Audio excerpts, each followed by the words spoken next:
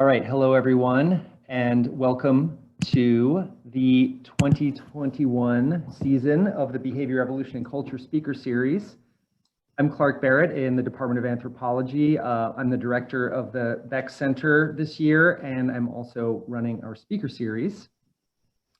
As you know, everything at UCLA is online right now. We're in a remote learning period up through actually the end of winter quarter right now. So all of the talks will be, and all the meetings will be on Zoom as we're doing now.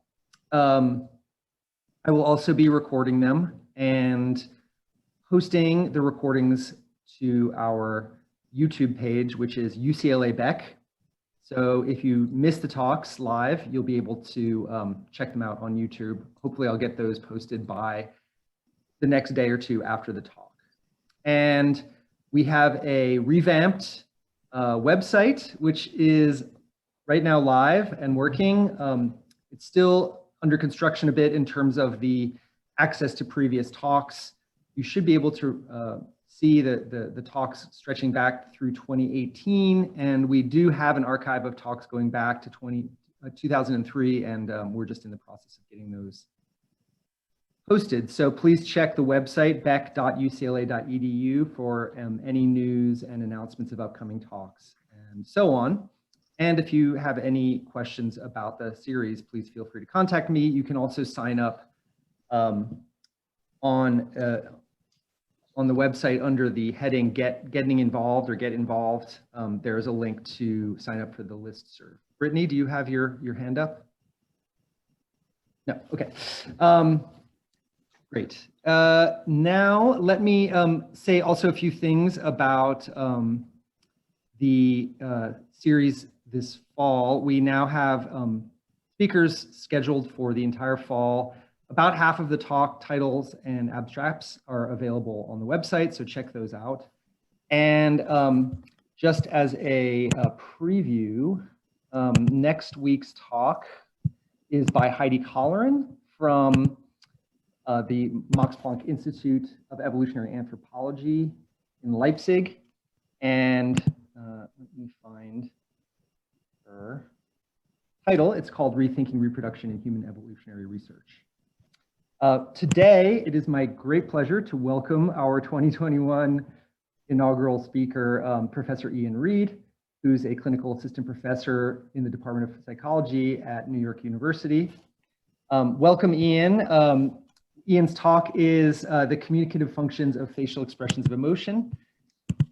And without further ado, let's welcome Ian and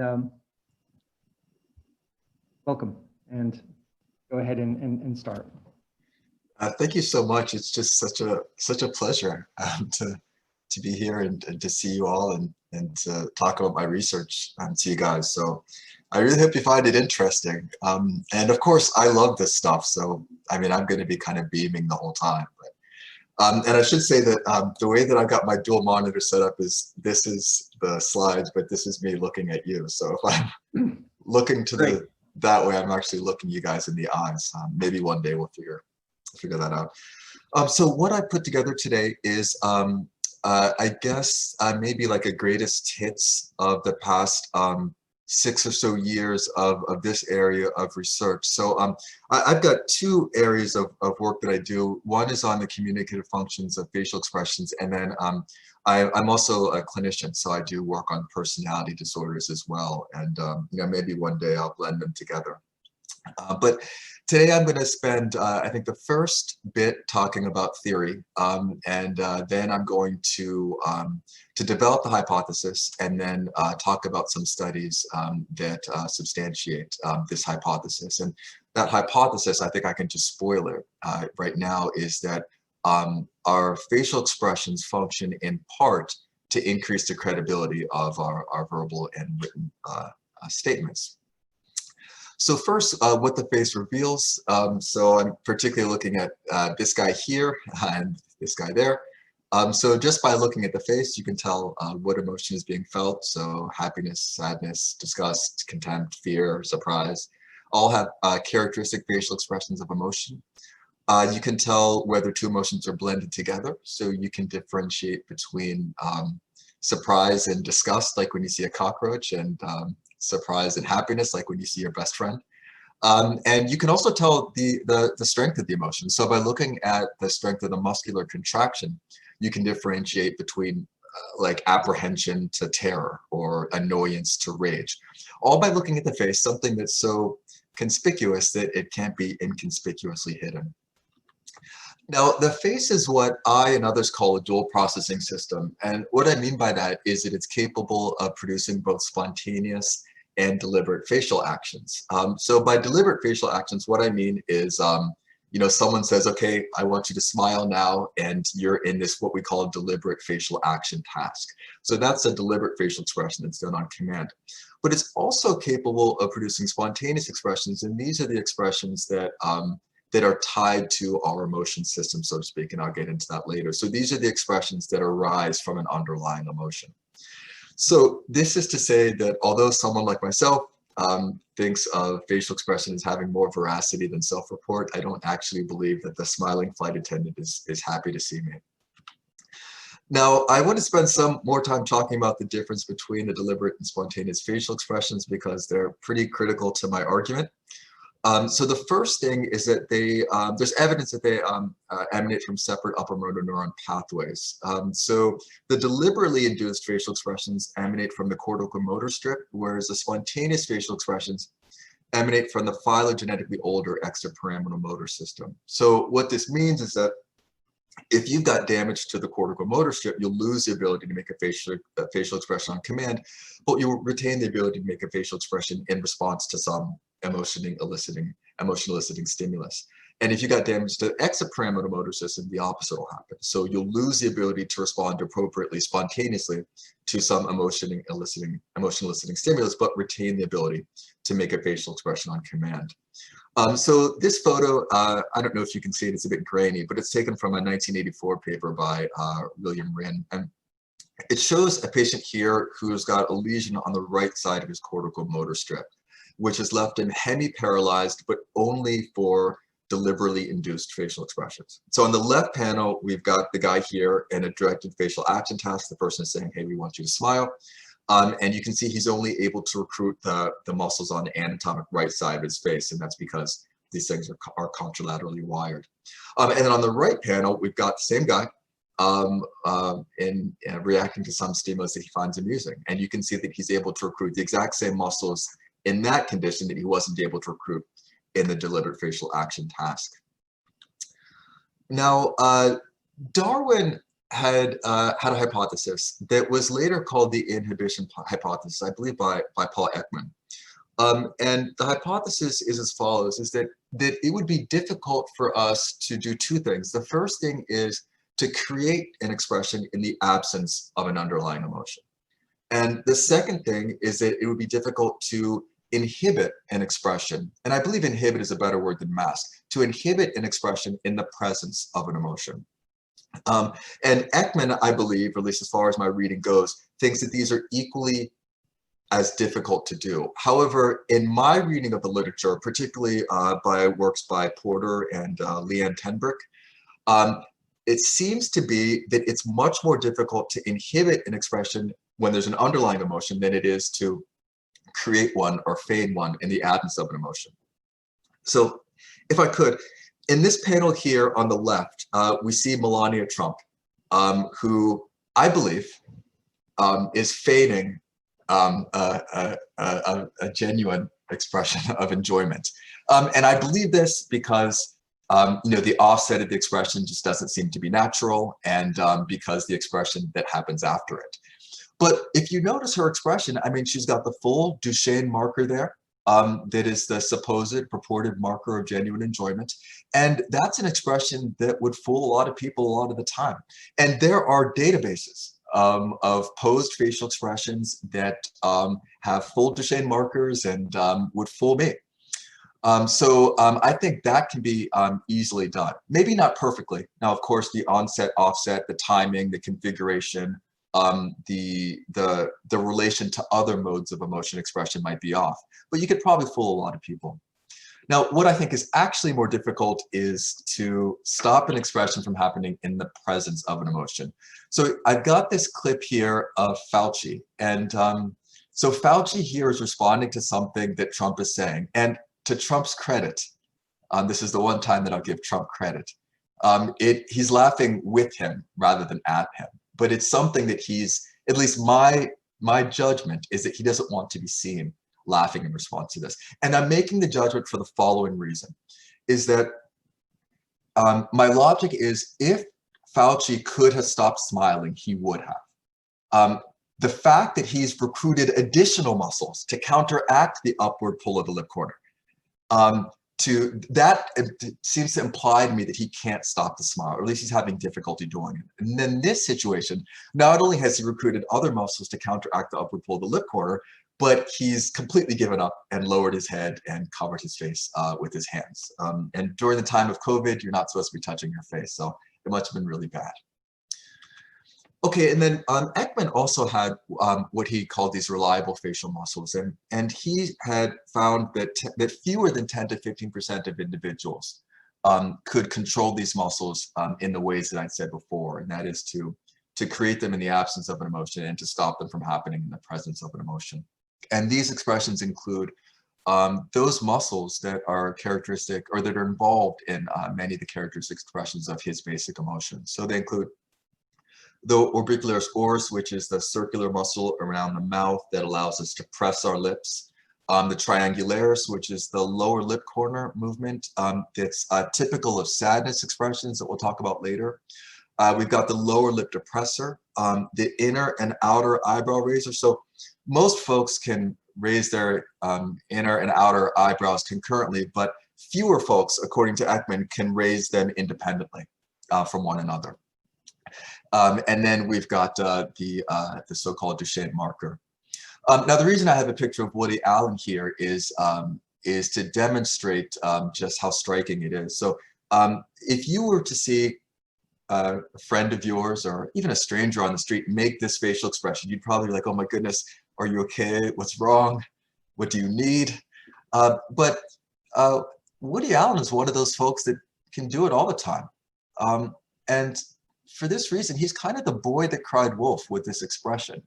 That you see it and you're like, oh, that's just Woody Allen. That's just the way he looks. That's just his face. So this is what Damasio called controlling the uncontrollable. So he said, we're about as effective at stopping an emotion, and what I believe he means here is emotion expression, as we are preventing a sneeze. We can try to prevent the expression of an emotion, and we may succeed in part, but not in full.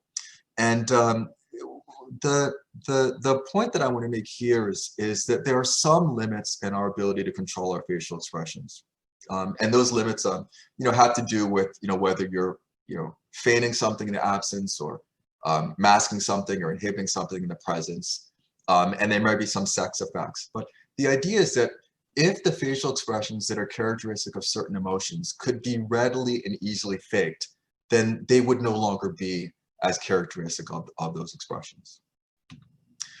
And then I just had Fauci here. I just blew it up a little bit, just hoping that you could see over Zoom the raising of the lip corners, and then the other facial actions there, including the lip presser, lip tightener, and then just the eventual giving way to his lack of ability to control it. Okay, this is why we meet in person for first dates, and why we travel around the world to go to conferences, because there's something to be said for seeing what makes someone sweat, or what makes them smile or frown or cry. And I think it's depicted well here in this comic. So I see facial expressions as signals, and signal has a specific definition for, I think, us. I can say us. So it's any act or structure that influences the behavior of another organism, with two caveats. One is that it evolved for this effect on the other organism, so that differentiates it from a cue. So, I might be chewing some bubble gum, and you might know that I'm using my mandible, but it didn't evolve for that reason. And it's effective because of the other organism's evolved response. to the signal. So this differentiates it from coercion. And who has a good paper on this? Thomas Scott Phillips. So the important thing about this is that the signal has to be beneficial to both the signaler and the receiver. If the signal is not beneficial to the signaler, then it would be cost prohibitive, and the signaler would no longer signal the signal. And if the signal wasn't beneficial to the recipient, then they would just come to ignore it. So the signaling system has to be beneficial for both there. Okay, so the question is why? So why are our facial expressions so closely tied to our emotion systems? But if I can say it in a more dramatic way, what's the benefit of honestly advertising something as private and subjective and personal as your own internal emotion and motivational states, someplace as conspicuous as their face? You know, wouldn't the smell of fear be better? Wouldn't the smell of fear just egg on our enemies? Wouldn't a poker face be better? Now, the benefit to the receiver of the signal is clear. They get accurate information about our feelings, and because our feelings are tied to our action tendencies, accurate information about how we're likely to act in the future. But there's got to be a benefit to the signaler, him or herself. And to me, 6 or 7 years ago, that wasn't intuitively obvious. So the answer, I don't know, 6 or 7 years ago, I was reading Passions Within Reason, and here we are 20 years later. So anyways, if you've read that text, which I really like, this will be all too familiar. So if you need a bathroom break, now might be the time. So Adam Smith has suggested that there are these emotions, he termed moral sentiments, and he had stated that they function by calculating from, they function by competing with calculations stemming from rational self-interest. So let's say you have someone who's capable of strong feelings of guilt, so much so that they wouldn't cheat on their spouse or their business partner. So this person's not going to cheat, not because they're afraid of getting caught, but because in their, I want to say in their mind, but what I really mean is in their body, the good feelings they get of being able to look their partner in the eye and sleeping well at night outweigh whatever potential benefits they might get from cheating. So they're not going to cheat simply because they don't want to, because that internal motivational state is going to compete with the calculation from rational self-interest. And then you've got someone who becomes enraged and is capable of strong acts of vengeance. Okay, this person is not going to need a formal contract to seek revenge. They're going to seek revenge when they can't get back what they've lost, and when the act is just going to put them at risk for further retaliation. Because in their mind, the good feelings they get, well, in their body, the good feelings they get from exacting revenge upon the people that have dealt with them unjustly are going to outweigh whatever potential sanctions might befall them. So the idea here is that the emotions serve as subjective commitments. And Nessie has a nice volume on this in 2001. And these subjective commitments they're commitments that tie our hands and make it difficult for us to go back on specific actions. And there are many other types of commitments as well. So you can burn a bridge behind you so that your enemies know that you've got no intention of retreating. But this is a subjective commitment fueled by the internal emotional states. So the good feelings that we get from not cheating on our business partners and spouses and being able to look them in the eye, and the good feelings that we get from exacting revenge upon the assholes who have dealt with us unjustly are, in a very real sense, their own reward. However, we are living in a material world of material payoffs, and for these commitments to be viable, that is, for them to have evolved via evolution by natural selection, they must have incurred to the signaler, or I'm sorry, to the emoter, some sort of material benefit. So the potential, so the good thing about an aversion to cheating fueled by a subjective commitment is that you make yourself a good cooperative partner. But there's no point in proving after the fact that you would have been a good cooperative partner. The whole point is to is to get people to engage in cooperative ventures with you. And there's no point in seeking revenge after the fact, after I can't get back what I've lost. There's no point in me proving now that you should not have harmed me then. You know, the good thing about a motivation to seek revenge is that it functions as a deterrent to stop people from harming us in the first place. So it's insufficient for us to have these subjective commitments. They also need to be honestly communicated to other individuals. And I think you guys know what I'm getting at here. So I lifted this straight from Passions Within Reason simply because it's the best way for me to describe it. So we have this couple here, and they need to decide whether they want to buy pencils from the extortionist. Now, if they believe the extortionist to be a rational man, then the whip doesn't mean anything. There's no way that he'd risk a couple added pencil sales for a jail sentence and using the whip. But if the man was irrational, then it becomes in the couple's best interest to purchase a pencil whether they want to or not. Now, the important thing here is that it's not the sign around his neck that lets them know that he's irrational. Why? Because that could be easily faked.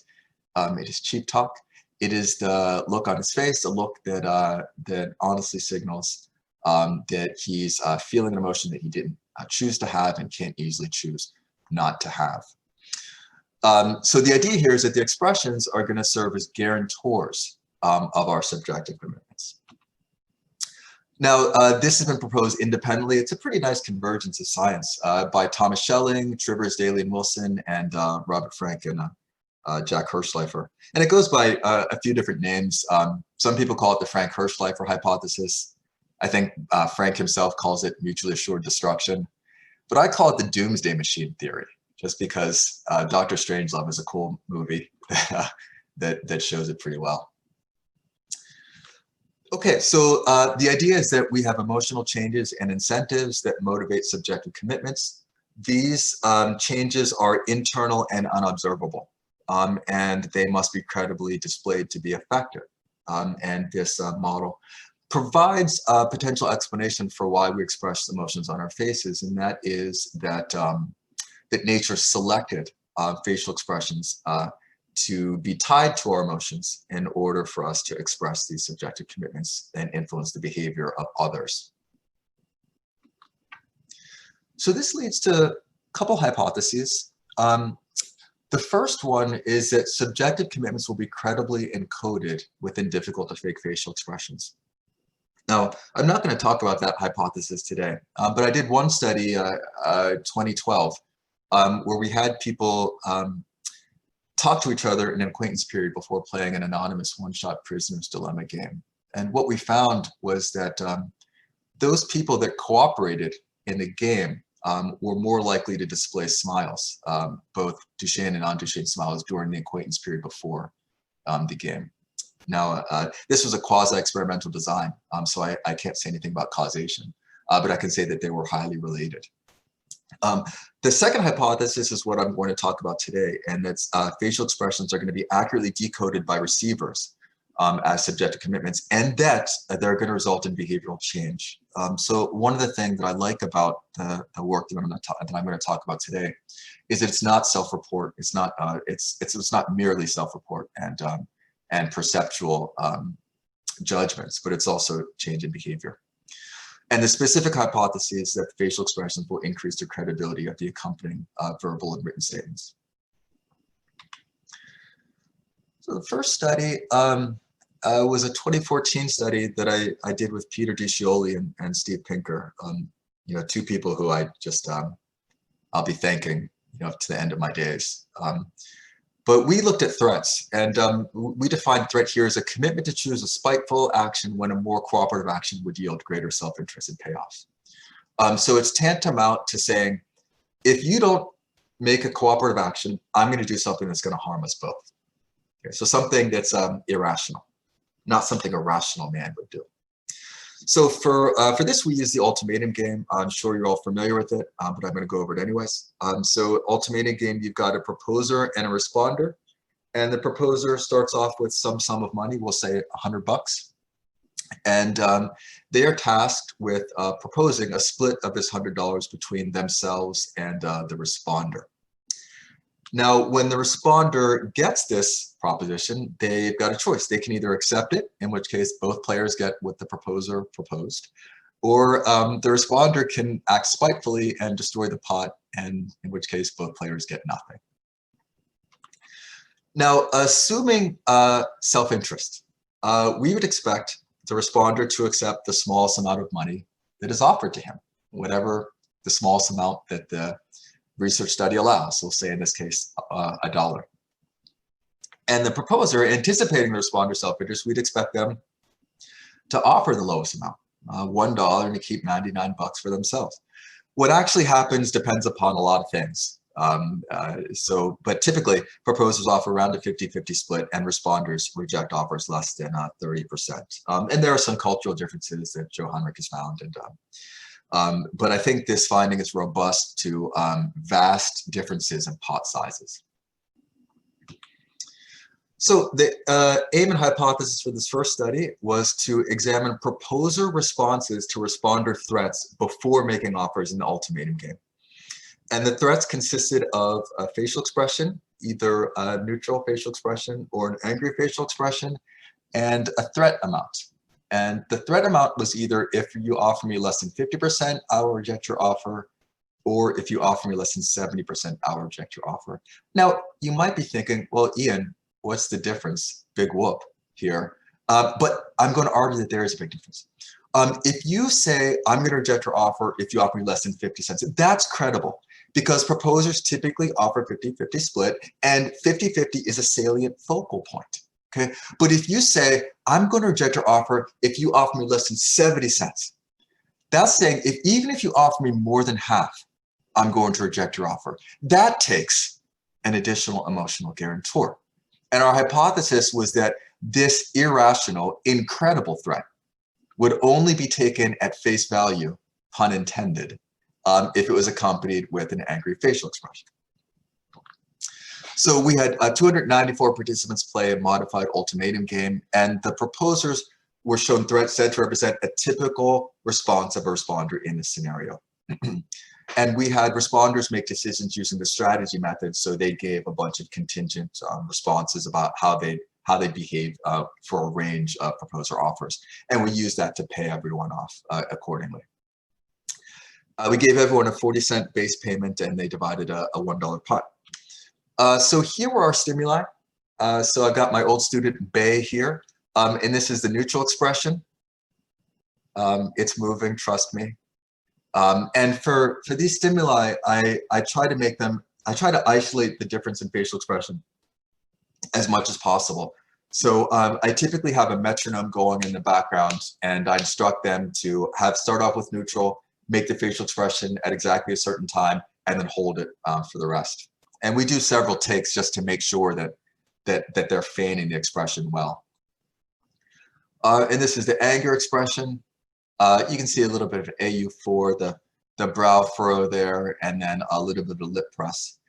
And this, we didn't want, I mean, a lot of the emotion research is done with really like prototypical characteristic expressions. And we didn't want that here. We wanted something a little bit more valid. So that's why we ended up going with this one. And then we had the same neutral and angry expression there with the threat for 70 cents. Okay, in each one of these studies, we looked at first preliminarily whether the facial expressions were perceived as they were intended to be perceived. So we did a 2x2 ANOVA predicting anger ratings. So participants rated how angry they thought the Confederate was on a 1 to 7 point Likert type scale, ranging from not at all to extremely. We found a main effect for expression, no main effect for threat amounts, and no interaction. So regardless of the threat amount, people saw the anger expression as being more angry than the neutral expression, and there were no differences based off of the threat amount. And these are the primary analyses. Well, let me just show you this. Well, I'll show you this first. So we found a main effect. This is predicting proposer offers. We found a main effect for expression, a main effect for threat amount, but it was qualified as we hypothesized by significant interaction. So here's the data here. We got the proposer offers on the y-axis here, and then we got the threat amount down there, 50 cents and 70 cents.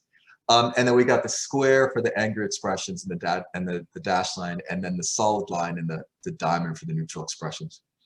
So when the threat is 50 cents, it almost literally doesn't matter what the expression is.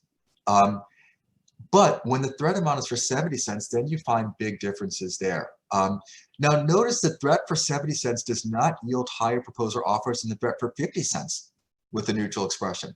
The difference is here is that the incredible threat for 70% of the pot is only seen as credible if it has the additional emotional guarantor credibly displayed by the angry facial expression.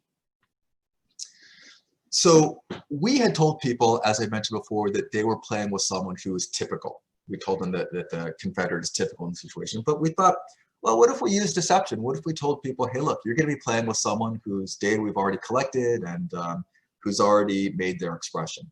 Would we still find the same results? So we did that. We had a larger sample size here. And proposers were shown threats said to represent a participant whose response was previously recorded. Again, we use the strategy method to carry out the payoffs, 40-cent base payment and $1 pot. Preliminary results were similar. We found a main effect for expression, but here we found a main effect for threat amount here in predicting anger ratings, but we still felt like we were in good shape to move forward. And then we found the same results. These are the results of the ANOVA here, where we find a significant interaction. And the data looks similar, although the proposer offers are greater. And that's probably because we were telling people that they were playing with someone who was real, so it probably added a bit to it. So what we find here is that for the threat amount of 50 cents, the facial expression doesn't make too much of a difference. But when the threat amount is incredible, it's only given credibility, the added credibility by the angry facial expression. Now, I'm often asked, but never remember, whether, I need to go back and look to see whether the results were greater than or less than 50 or 70 cents. I just never looked at it. Please forgive me, but I will if anyone wants me to look that up and let them know. I will. Okay, so the proposer offers depend on both expression and threat amount, like we had hypothesized, that the incredible threat without an additional emotional guarantor is not seen as credible. So the unfair threat only resulted in higher proposer offers when it was paired with the angry facial expression. Now note, that angry facial expression was literally fake. Well, unless she was using some sort of Stanislavski method when she posed that facial expression for us, but it was literally faked. And we found these results. Okay, so Peter, I can't take credit for it, had this credible signaling hypothesis. And this is an idea that we found in the previous study on smiles and in this study. And that is that facial expressions can increase the credibility of subjective commitments. So we found that for threats, as I just described. We found it for promises back in 2012. So we thought, okay, what other sentiments might be bolstered by relevant expressions? So we thought statements of danger and fearful expressions, statements of loss and sadness and expressions of sadness, and then assurances of trustworthiness and smiles and tears. And this is what I want to spend the rest of the time talking about. Oh, I'm not going to talk about the sadness expression study here, just because I don't find that one as interesting as these ones.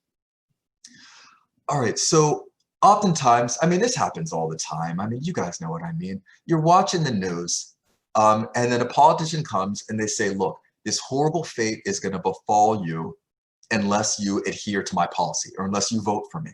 We're going to lose the suburbs. Or, they're coming in from Mexico and they're going to kill the children and whatnot. It also happens in health programs. Wear your seatbelt. This is your brain on drugs. These are oftentimes accompanied with fearful facial expressions. And then who amongst us has not been petrified by the threat of hellfire, at the church when we're growing up? Okay, so the question we had is, do fearful expressions increase the credibility of statements that danger is present? So we had an MTurk sample, 218, mean age 37. These are similar throughout, really large standard deviation, and a 75-cent base payment.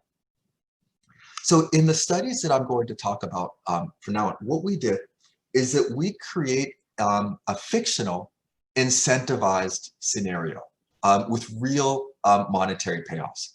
So we do this for a couple reasons. One is that, if we just tell people, look, if you make this decision, you're going to get a certain amount of money, we're not quite sure that people understand what they're doing. So we want to make it more easily understood to them by putting a backstory to it, not unlike what they do with the prisoner's dilemma.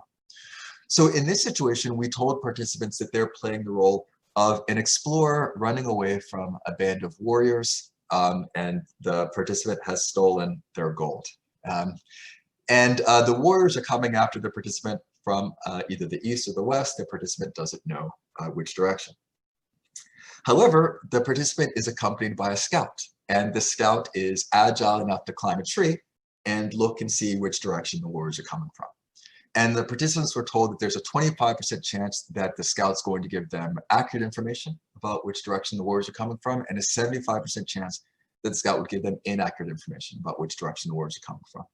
And we made this 25 and 75 to mitigate any floor ceiling effects. Then the participant gets a message from the Confederate with either a neutral expression or an anxious expression, or I should say fearful expression. And it says the warriors are coming from the east. And then in the final credibility assessment task, the participant has to guess whether the Confederate is being truthful or not. If they guess correctly in the game, they leave with the gold and they get paid 50 cents in real life. If they guess incorrectly, they get captured and presumably killed by the warriors and get paid nothing in real life. Okay, so here are the stimuli. For this study, we decided to, and I can see myself getting nervous now, but we decided that we'd have our Confederate actually say the words. And the reason it makes me nervous is that it presents a potential confound there, that there might be some salient information in the vocal characteristics in addition to the facial expressions. We don't think there is, but it's possible and something to keep in mind in interpreting the data.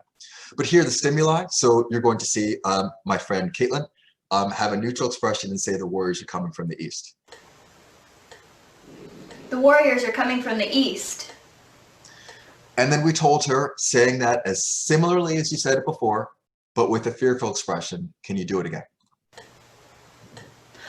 The warriors are coming from the east. The pitch is a little bit higher. It's not perfect. Okay.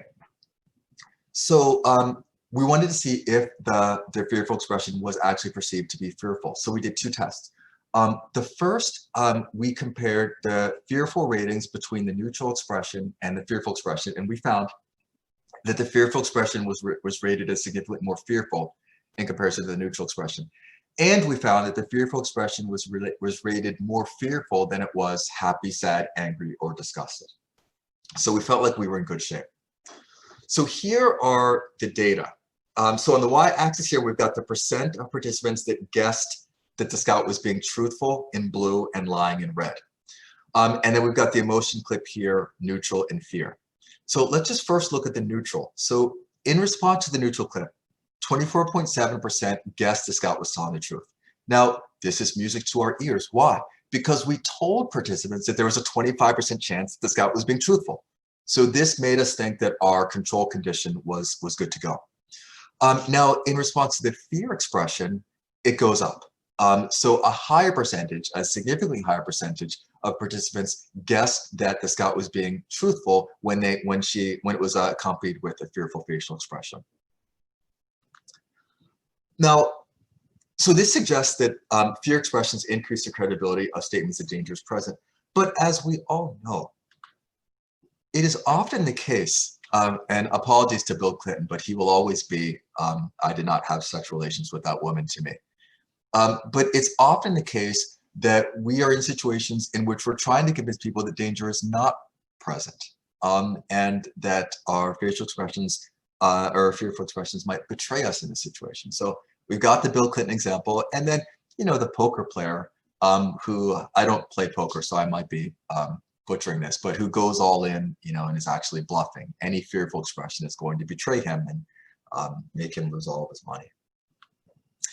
So we wanted to know, do fearful expressions undermine the credibility of statements that danger is absent? So we had, similarly large mTurk sample here, similar characteristics, and similar, or the same base payment, 75 cents. So we came up with another game here. In this game, participants played the role of a sheriff interrogating a merchant. And the merchant either had legal goods, 25% chance of that, or stolen gold, 75% chance of that. And the participant then saw a video, either a neutral expression or a fearful facial expression saying there is no gold in this cart. And then was the credibility / deception assessment task, where they had to guess whether the Confederate was being truthful or not. If they guessed correctly, they got the gold in the game, got paid 50 cents in real life. If they guessed incorrectly, they did not get the gold in the game, got paid nothing in real life. So here are our stimuli again. Neutral. There is no gold in this cart. And fearful. There is no gold in this cart. Now,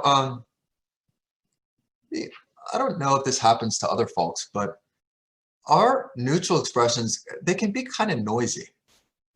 Maybe that's a common thing. I don't know. But you can see it here in our ratings. Caitlin, she said, "Oh, maybe I have resting bitch face," and I'm like, "Well, is physiognomy a thing? I don't know." But still, the fearful expression was rated as more fearful than the neutral expression was, and the fearful expression was rated as significantly more fearful than it was happy, sad, angry, or disgusted. But that's just something else to keep in mind in interpreting my results, is that noise, it increases the standard deviation of my control condition. So just something to keep in mind. So here are the primary analyses. The percent here that guessed that the merchant was telling the truth in blue. With the neutral clip, it was 26.6, which is slightly higher than 25. But the fearful expressions only slightly undermined the veracity of those claims.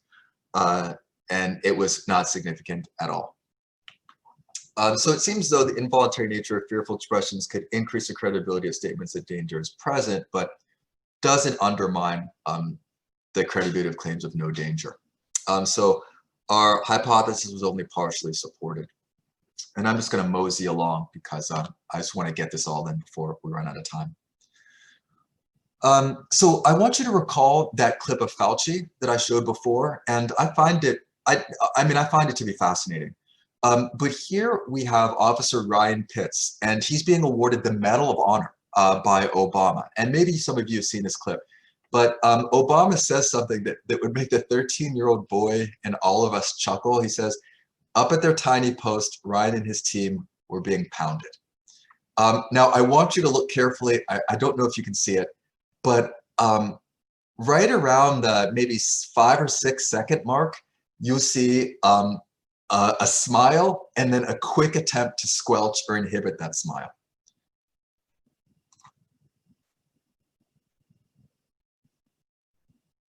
Right there. Did you guys see it? So it's there.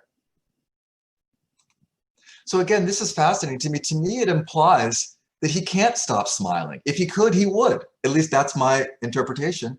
But he can't, so he recruits other muscles to counteract that. So, so here's the question I asked for this one. We know, or okay, we have evidence that smiles can increase the credibility of accompanying messages. But what about these smile controls, or these controlled smiles? What effect do those have? So I'll describe the methods in the next slide, but we had an mTurk sample 276, mean age 21. So here is a situation that we put people in. And again, I created another fictional incentivized game. In this game, the participants played the role of a gold miner.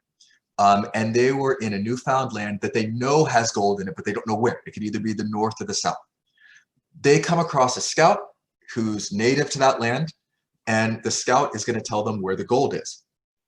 Participants were told there's a 50% chance that the scout's loyal and is going to give them accurate information about where the gold is, but a 50% chance that the scout is a traitor and is going to give them inaccurate information about where the gold is.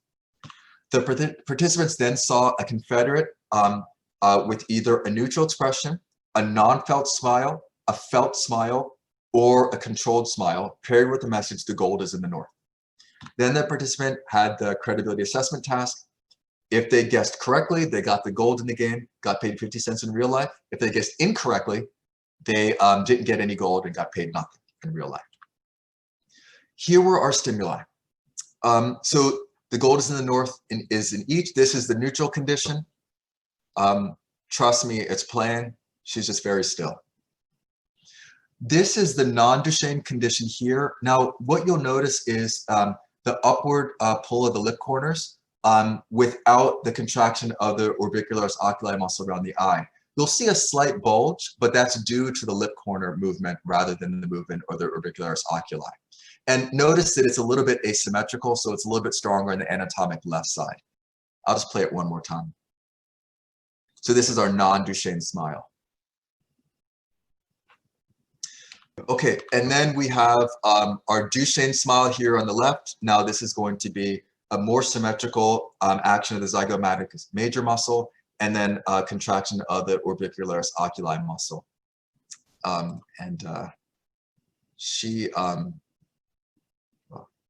Okay, and then this is a smile control. So what I want you to note here is what I instructed her to do, and after several takes, she got it right, was to smile and then counteract the smile with specific facial actions. In this instance, the lip presser. Smile and then the counteracting. So she has a smile, so the action of the zygomaticus major muscle, and then a lip presser, and then a lip sucker as well, for those of you that know facts. Oops. Okay, these are the preliminary analyses. So here we have the emotion ratings, the neutral clip, non-Duchenne smile, and smile control. I just want you to look at the happiness ratings here. So each of the smiles was rated as significantly more happy than the neutral clip was. The Duchenne smile was rated as significantly more happy than the non-Duchenne and controlled smiles. However, happiness was perceived in each one of these clips. And I think this is important to note because the differences that we're going to find, I don't believe are a result of the perceived happiness, but of the expression itself. So this is a percentage of participants that dug in the north, and these are the expressions here. So in response to the neutral, oh, this is all between subjects too, I didn't mention. So in response to the neutral clip, 58% dug in the north. Slightly lower in response to the Duchenne smile, much higher, significantly higher in slightly lower in response to the non-Duchenne smile, much higher in response to the Duchenne smile, and then much lower in response to the smile control. Each of these is being compared in the binary logistic regression to the neutral expression. And this print is probably a little small.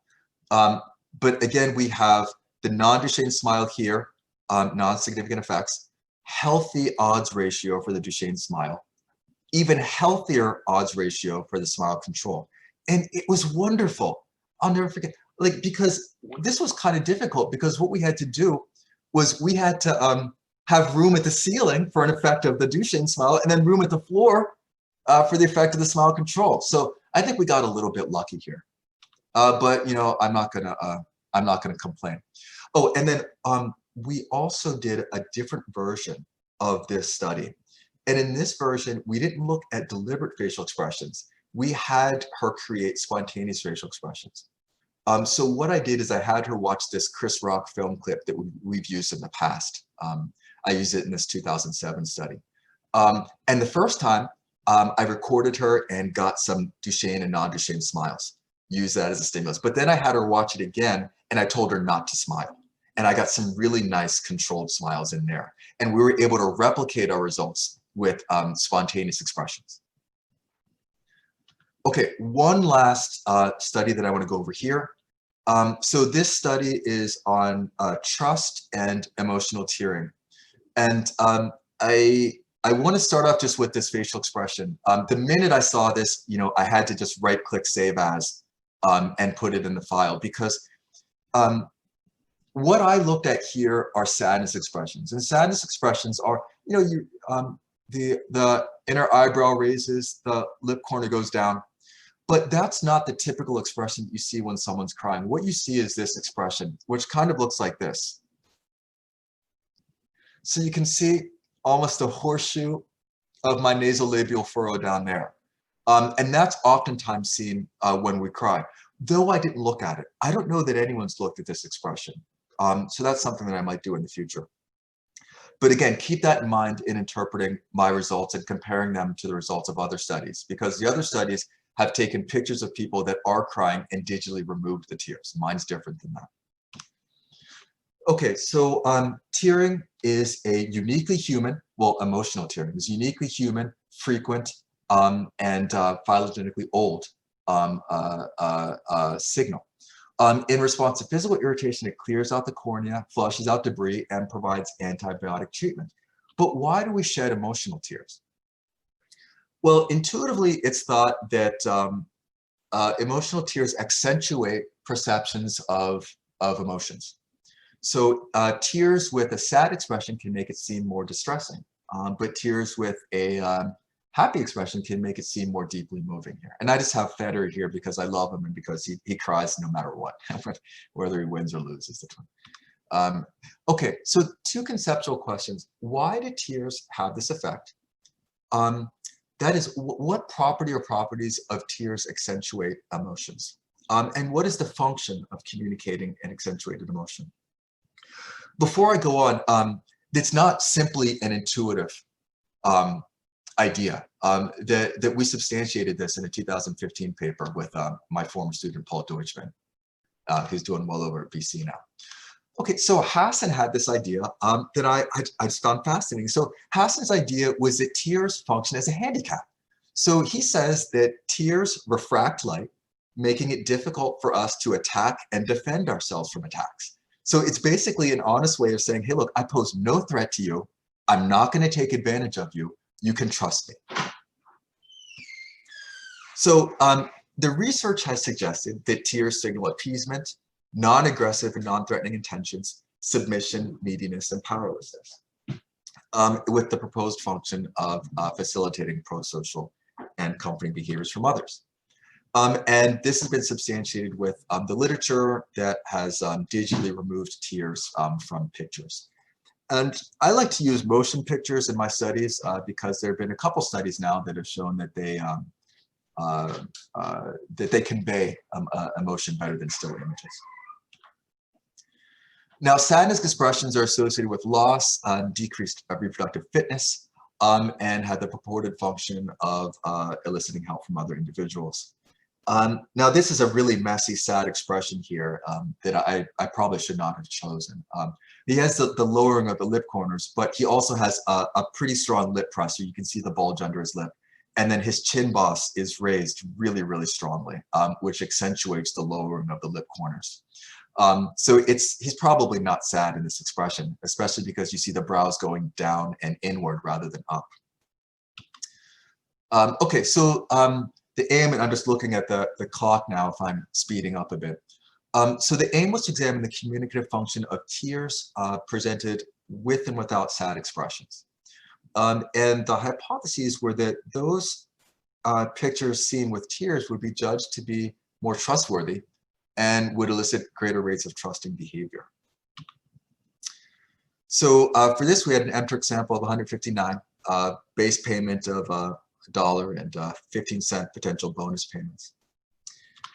And the game that we used for this was a trust game. In a trust game, you've got an investor who starts off with a sum of money, say 10 cents, and they can either keep it for themselves in which they get the 10 cents and the other person gets nothing, or they can invest it in a trustee. And if they invest it in a trustee, then that invested money is tripled. And then the trustee can then abscond with the tripled money, in which case they get 30 cents and the investor gets nothing, or they can split it, in which both players get 15 cents. So we created a story in which the participant was a store owner, and they could or could not give seeds worth 10 cents to a farmer. The farmer, if they got the seeds, grow crops, which triple the value. And then the farmer then can either keep the crops worth 30 cents or split them with the investor, in which case both players get 15 cents. Here are our stimuli. So we have my old student Ashley. This is the neutral expression with no tears, paired with the verbal sentence, if you give me seeds, I'll be able to grow crops. So that's just a neutral expression. Yeah, seen that before. This is the neutral expression with tears. So what we did is that we, before we recorded, we had her basically pour a couple drops of Visine stuff you get at, the drugstore. And then we had her face the camera. And what you're seeing is those eye droplets go down. And we did check to make sure that people saw this as actually crying and saw it as an actual authentic expression. And people did see it as authentic. Then we had the sad expression, no tears. You can see the raising of the inner eyebrows and the lowering, you can't see where I'm pointing, and the lowering of the lip corners. And then we've got the sadness expression with tears. Again, the raising of the inner eyebrows, lowering of those lip corners there. And you see the tears coming down the face. I think it worked out actually pretty well. Okay, the preliminary analyses. So this is looking at sadness ratings, and this is looking at trustworthiness ratings. So we have not at all to extremely there on the y-axis, neutral expression, no tears and tears, and the sadness expression, no tears and tears. For both, we found a significant interaction, this antagonistic interaction, that the tears make the neutral expression seem sadder, but the sad expression seem less sad. And I think someone in this room had mentioned to me when I presented this at HBAS that it could be because our sadness expressions were just really sad, or maybe we lost some authenticity. And I think this person was right. So here was our primary analyses. In the neutral expression, so this is the percent that shared the money in the trust game. And in the neutral expression, 59% with no tears shared, but 84% with tears shared. And with the sad expression, it went up, but not as much.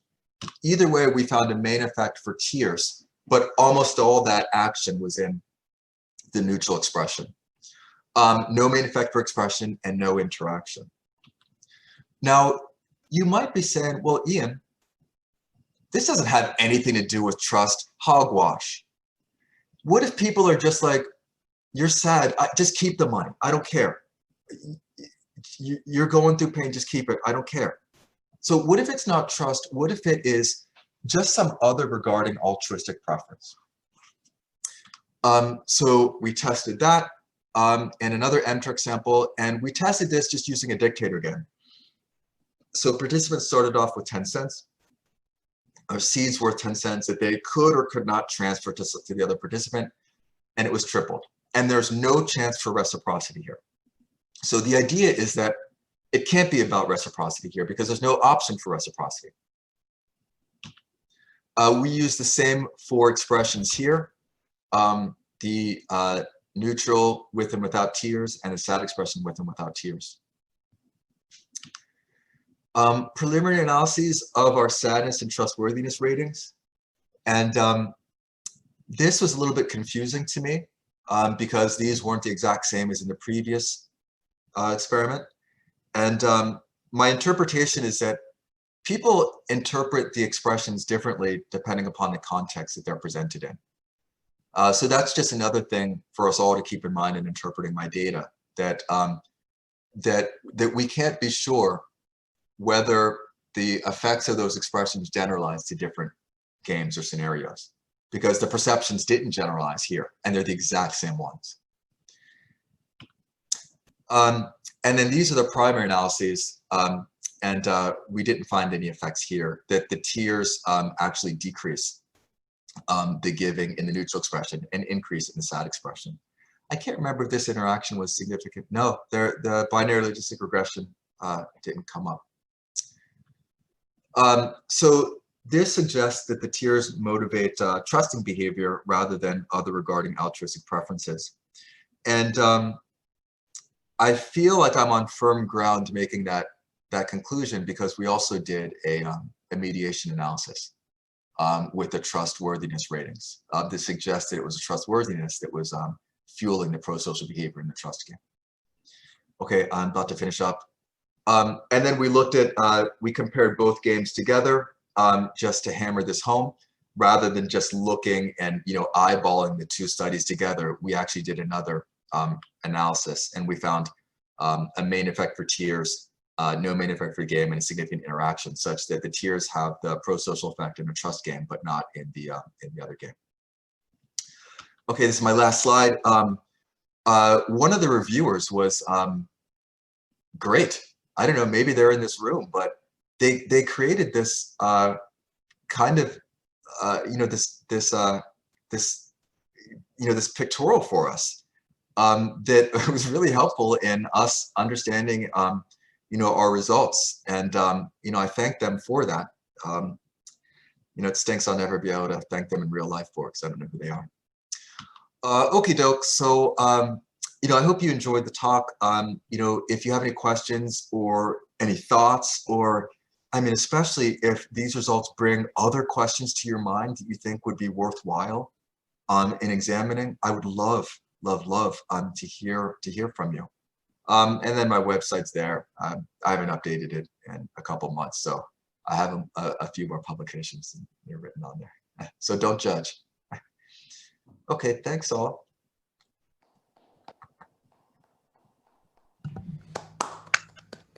Thank you so much, Ian, for a really fascinating talk and some really interesting results. I will do my best to moderate the question and answer session. I think that if you raise your hand using the hand raising function, that will work. I will also see if I can see everyone visually, and I will call on you in order. Who has the first question for Ian? Let's see, I can't see everyone. Ian, perhaps you could unshare your screen, and then we'll be able to. Sure. Great. Does anyone have a question for Ian? Greg. Hey, Greg. Thank you. Hey, Ian. Thanks for your talk. That was great. So I had a couple comments. One is, and this is inspired by watching that Fauci clip, which I've seen many times. I had to go back real quick and look at the context, and it was when Trump made a little joke about deep state. Okay. He was saying Mike Pompeo has got to go back to the State Department, or some people say the Deep State Department, if you don't mind. That's what he said, and then Fauci makes this little weird expression. But one thing that I think it's an example of, and that I think a lot of times these inhibited expressions are examples of, is that the people are kind of dual signaling. So it could either be a case of narrowcasting, where they're sort of signaling to a certain subgroup that they see the humor, or that they recognize what just happened, but they don't want to offend maybe the producer of whatever is funny or something like that. Or it could be a case where, they just want to signal multiple things to multiple people. And so it's not really a failure of purely inhibition. It is actually just a complex signal that is actually sent out to multiple parties. Okay. On a related note. Oh, wait, Greg, can I just ask you, while I have you here, is there any way that you could test that? Not to put you on the spot. Well, I'd have to think about that. I mean, it's definitely a difficult problem for sure. Other than maybe where you have cases where there are, we know that people are signaling to multiple parties, Yeah. and then compare that to cases where you make it actually costly to. Okay, yes, it's a signal to just one. And so you make it actually costly if you fail to inhibit, right? Because the idea there is that if you're inhibiting the expression because revealing it will be costly in some way. Yes. Now, so this relates to my second point, so you can answer this however you want, but that a lot of these paradigms, which I mean, in my own research suffers from this problem too, is that when you make people try to discriminate between stimuli, or they have to detect deception or something like that, and there's no cost for getting it wrong, then it's not always clear that the same psychology is invoked in the real world as in the real world where there are actually costs. Deception research suffers from this terribly. It's like, who gives a shit if the lie works or not? Nobody cares. So the liars are not really caring if they reveal themselves, and the lie detectors don't really care if they get it wrong. And so that might invoke a different psychology than in a real circumstance where you better get it right or you have a problem. And so I'm thinking in some cases with these emotional signals, that when there's really no stakes, then it could be that the results we see are not reflective of the psychology. And so it could relate to this double signal problem too. Anyway, there's a couple things for you to think about. Yeah, I think that's a good point, because oftentimes, I mean, that's what you don't want, like a false, you don't want to falsely accuse someone, the Othello error. And I'm not sure how to do that. Some of the things you could do is give them an endowment and then take away from that endowment, but I'm not sure how well that would work. I think it's a great point, though. Thank you so much, Greg. Sure. I mean, and it's so hard methodologically to deal with these things because the costs that we incur for these kinds of communicative problems are hard to quantify, and they're more severe than losing 50 cents in the game, right? Even if you jack up the cost to be serious monetary cost, that doesn't compare well with the pragmatic costs that people suffer for all sorts of things. So it's a tough problem. This isn't just your problem, or that you're not guilty of any more than me or anybody else. It's an issue. All right, thanks for that. Next question will be Dan, then Martin, then Sasha. I think actually that Delaney had her hand up earlier. Okay, Delaney, maybe you go first and then the rest.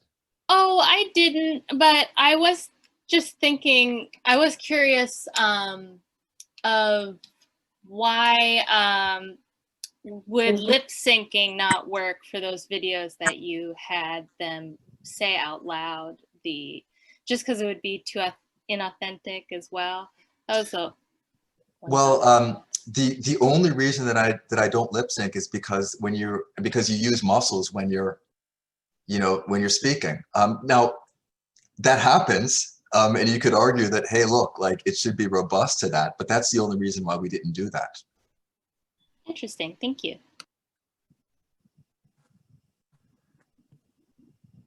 Dan. Hey, Ian. Thank you. Very stimulating stuff. So I have a kind of a elementary, maybe a Gigerensian question, and then a more theoretically informed one. So the elementary one is, you remarked that you were pleased to see in those trust, don't trust vignette studies, 25%, when you said the odds of truth are 25%, you're pleased to see that 25% of your participants are trusting. Now, maybe this is just because people don't understand statistics, but it should be the case that if there's a 51% chance that the person is telling the truth, then everyone should assume truth. And if there's a 51% chance that they're lying, then everyone should assume lie. Yep. So I don't see where how it's reassuring to see that those numbers happen to match up with the odds that you gave participants. Yeah, it's so I mean, I think you're exactly right. Like if they would have been rational beings, it would have been closer to 50-50, but I'm taking into account their irrationality in looking at the percentages and having that bias them in that way. Okay, and I don't know enough, and maybe someone like Clark does, as to whether there's a literature on people's interpretation of statistics that reflects that, right? So if you tell somebody there's a 3/4, odd, Yes. 3 out of 4 odds that that X will happen, will 3 out of 4 people say X will happen? Yeah. I mean, they shouldn't, but maybe they do, because for Gigerensian reasons, right? That Yeah. it's bad at statistics. But I don't know. Anyway, that's kind of a minor detail. More kind of substantively, with regard to the Hansen idea of crying as handicap, I think, I'm not sure, but Christina Moya and I years ago wrote a little piece on crying. And I think in there we remarked on this issue and pointed out that people cry in the presence of allies and not in the presence of enemies, right? So people try and suppress crying. Yeah, that's very true. Yeah. Or intuitively true. Yeah. Yeah, and then when they're in a safe context, right? So A abuses B either doesn't cry at all or manages to largely muffle that, and then B goes to C, ally C, and now B breaks down, right? Now all the crying happens, right? And that makes sense in terms of the handicap vulnerability issue, right? And it seems to me that the right way to fully test that is to present people, and you can do it with essentially the same design that you've been using so far, but with something like a reverse dictator game or something like that, where the signaler is saying, please don't exploit me, rather than please help me, because in that context, right, the presence of tears means something different than in the aid context, right? Yes. You would expect that the please don't exploit me situation, that people would suppress tears frequently in that. And in particular, if you have a neutral face with the tears in there, people may interpret that differently, because it could be the case that it's easier to suppress there's more voluntary control, and I defer to your expertise, but that there's more voluntary control over the facial musculature than there is over the tearing mechanism. Yeah, I think that's true. Yeah, I think that's brilliant. I wouldn't go that far, but okay. So there's that design for the next thing. Thank you. Okay, we have Martin and then Sasha. So I'm thinking of a situation where somebody is using American Sign Language to translate a speaker's remarks to a recipient, and using all of the sort of exaggerated facial movements, which is part of L. And then the same person is having a discussion with that same recipient, but has genuine emotional component. Do you know or theorize whether the sort of incorporated ASL, which could be considered a feigned response, would be the same as a genuine emotional response transmitted by ASL? No. So my understanding is that the facial expressions are a big part of ASL. I could be wrong. I know nothing about American Sign Language or any other sign language, but that they use facial expressions and exaggerated ones to convey that emotion. In that situation, I don't know that it is exactly deliberate or exactly spontaneous. It might be, so if I see a flight attendant, I smile at her. I mean, I don't know that I'd categorize it as deliberate or spontaneous per se, but I mean, part of me is kind of happy and to see. So I think it might be something, like that, where, the deliberate expression might happen involuntarily, so to speak. So it might be something sort of in the middle there. But I know when I see people on the street, like, I'm not really happy to see them, but I do spontaneously smile at them. Almost reflexively. So that's my guess, and I've got no evidence to back that up. May I also take a moment to ask, is there any new information about the so-called meaning of a very young infant smile? Well, my understanding, I don't know if there's any new information, but I know that, congenitally blind babies smile. And I've talked to people like Harriet Oster, who does baby facts. She was an Ekman student, I think. But yeah, there's a signal of genuine enjoyment, amusement, interest. I think is what she calls it. Great. Okay. Next question is from Sasha.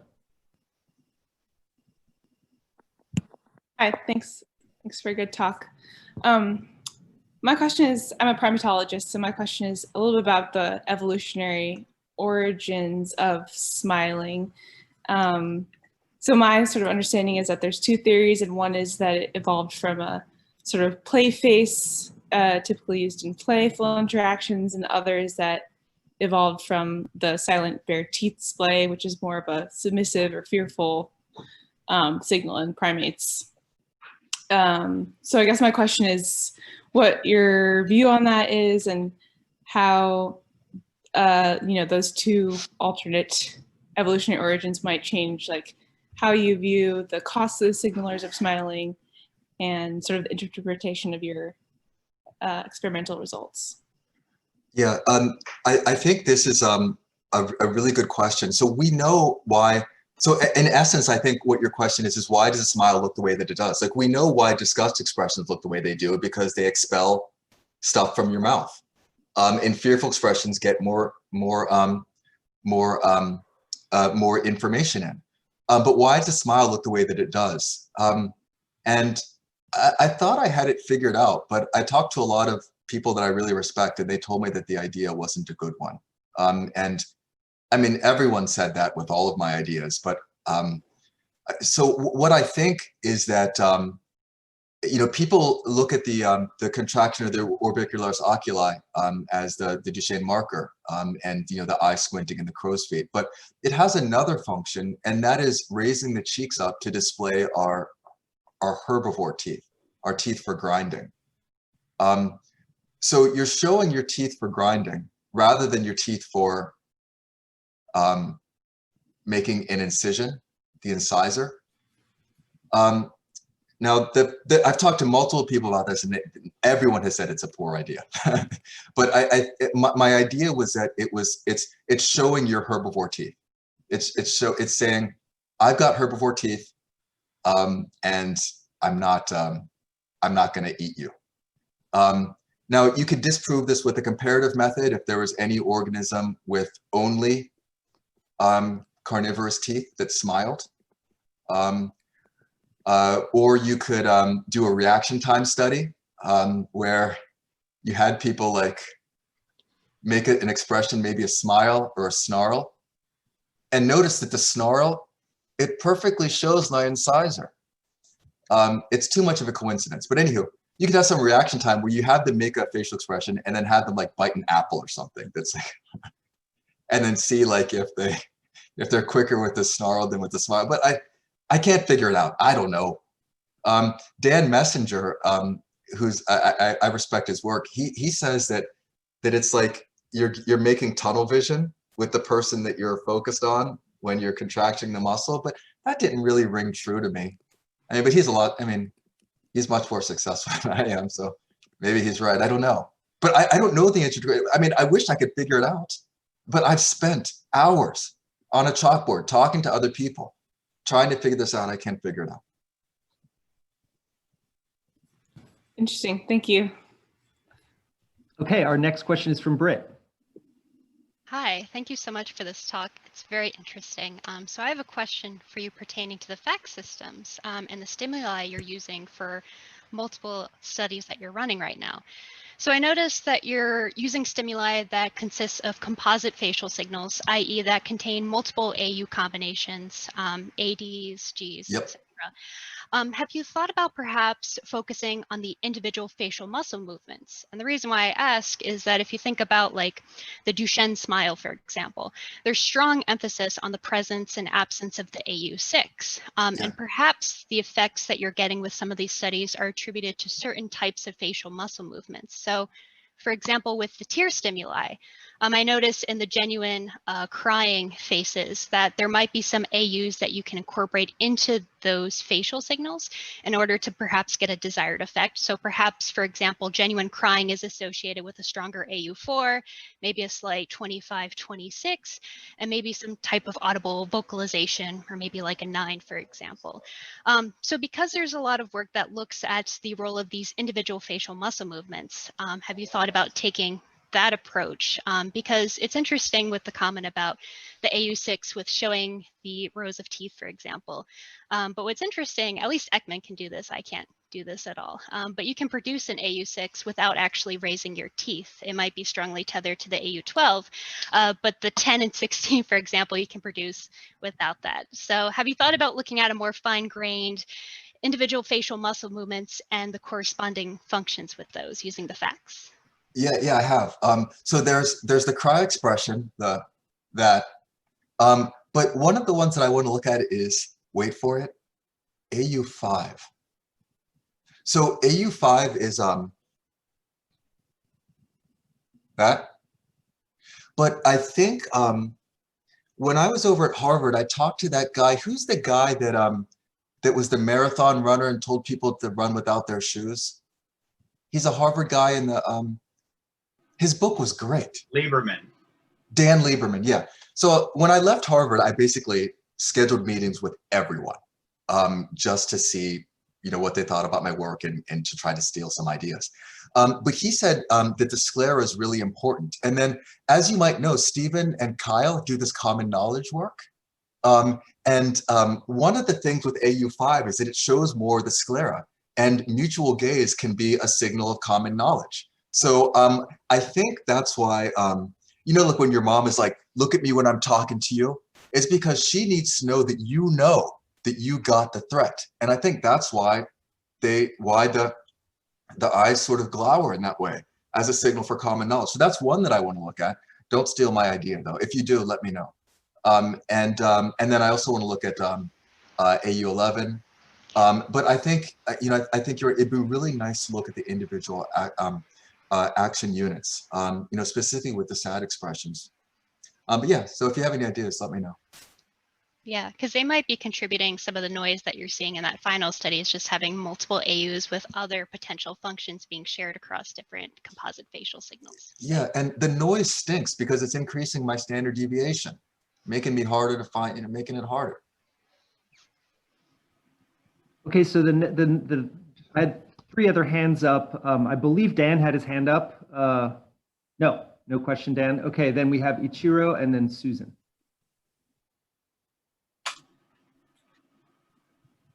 This is Ichiro Nishimura. This is the first time attending your seminar. It's very interesting.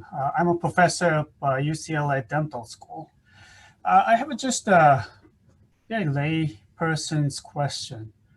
Today, because of COVID issues, people start wearing masks, and that seemed to prevent at least the lower half of the facial expression as a communication tool. With the X part of the facial expression, do you have any problem with this masks, or just eye? You emphasize that the eye muscle is more important for the true facial expressions. Maybe we can just learn how to look at the eye expressions in the future for this. Just yeah. I could just tell you what I've noticed. I do this work, so I make a point to always give a full smile when I smile. I've sort of trained myself as a habit to do that. But when you're wearing the mask, at least my mask, I got this nice Uniqlo mask, but you can't see my AU12. So whenever I'm walking by people on the street, I'm just going like this. And it's like I might as well be wincing in pain, but to them it's the same thing because they see the AU6. So it makes it a little bit more difficult. The social smile is gone. I can't give a pleasantry. I've got to give them a full smile. So like, geez, why are you so happy to see me? Well, it's because it's either I'm happy to see you or I'm not happy at all because you can only see my AU6. It's ruining everything. If only they had some translucent mask or something, or the face shield. Yeah, but I always, yeah, I always try to smile with an AU6. Maybe that's helped me out here. Interesting. Yeah. Our next question is from Susan. Actually from Joe. Oh, from Joe. Yeah. Hi, thanks. It was a great talk. So in the Frank Hirschleifer model allows for the possibility of dishonest signaling as a low frequency strategy maintained by negative frequency dependent selection. And you can think of psychopaths as people whose facial signals are dishonest.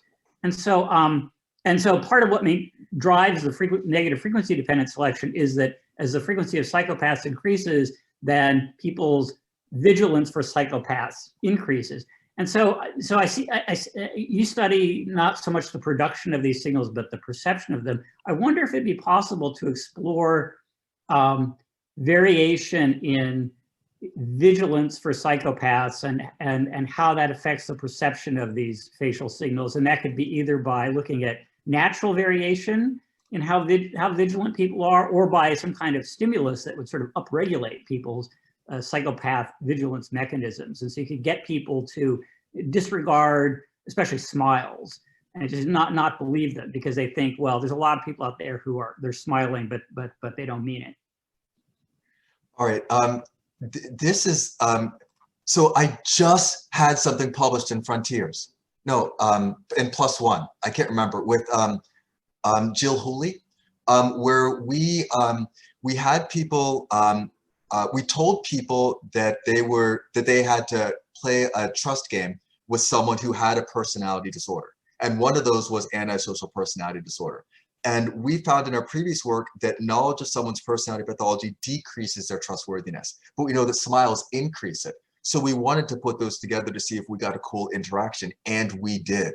What we found was that if you are described as having antisocial personality disorder, the smile decreases your trustworthiness. We found this cool interaction effect. And it came out in PLOS ONE, but it was rejected to like 6 journals. I don't know why. Beforehand, but I'll send it to you. Or if you could, in the chat, put your email address there. It's in, I think it's in PLOS ONE. It's Reed, Meyer, and then Hooley is the final author. But it just came out a couple months ago. All right, thank you. That's great. Yeah. Okay, thank you. Okay, if it's real quick, Dan, if you have a final question. Sure. First, I agree with you, Ian. Your explanation of the smile is a bad one, because showing a species typical characteristic that doesn't have any value one way or the other isn't going to be informative. So showing your canines when there's variation within the species is informative. But what about, and maybe this is in Darwin's book on emotions, but his principle of antithesis, right? So if you have happiness and sadness as you just want something that's maximally different from those two. And so the mouth going up and the mouth going down is maximally different. And it's, you want, a part of the face that's not used for anything else. That is, those signals don't already have meaning and they're opposites. And there's you don't need a functional explanation beyond the communicative one. Well, but doesn't that imply that it's the antithesis of something that's functional? Like, wouldn't it be the antithesis of something that is functional? So is there something functional with the lip corner going down or out, as in fear? No, if you want two signals that are diametrically opposed, they can be arbitrary. So this can be yes and this can be no. What matters is that they're maximally different. This can be a good and this is bad. All that matters, there's no functional significance in this. It's just that it is clearly different from this, and the opposite is also true, right? So if the possibility space is narrowed by the use of other features of the face for other emotions, and those two things, that the up and the down for happy and sad are left, then selection is going to home in on that just by itself. I know you're right. I know you are. To me it seems like that. I would want, that would be the last thing that I would posit. But you're probably right. But I feel like there's is there no other function? Maybe not. I know rationally you're right. But I still want to look. Okay. All right. Before we thank Ian, I just want to make a quick announcement. So this quarter, we'll be trying out meetings with the speaker with students, interested students. So we have Ian has generously offered to meet with a group of students starting at 1:45 after a 15-minute break. Sasha will be hosting that meeting. I'm not going to join, but if you have any issues with the Zoom or anything, just send me a quick email. If you're interested in getting on the list for future meetings, and you're not already on the list that I've been sending out, just send me a quick email and I'll add you. With that, I would like to thank Professor Reed for joining us and for a fascinating talk and question and answer session. Thank you, Ian. That was great. Thanks. It's my pleasure. Thanks. Hopefully I'll hear from you all soon. Okay, absolutely. Thank you all, and I will see you next Monday for our talk with Professor Heidi Colleran. Thanks.